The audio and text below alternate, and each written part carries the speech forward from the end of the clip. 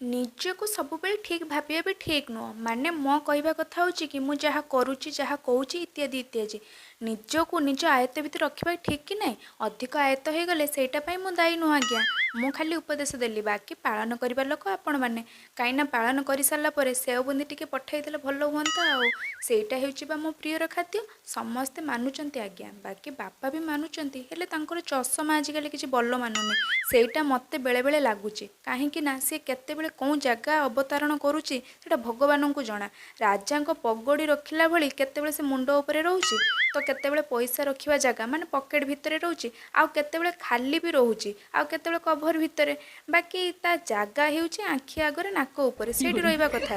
କିନ୍ତୁ ସେ ସେଠି ରହୁନି। କି ଯୁଗ ହେଲା ଲୋ ମା, କ'ଣ କରିବା କହିଲେ? ଆପଣମାନେ ଏଇ ଜିନିଷଟା ଦେଖିଛନ୍ତି କି ନାହିଁ କମେଣ୍ଟ କଲେ ଟିକେ। ନିଜକୁ ସବୁବେଳେ ଠିକ୍ ଭାବିବା ବି ଠିକ୍ ନୁହଁ। ମାନେ ମୋ କହିବା କଥା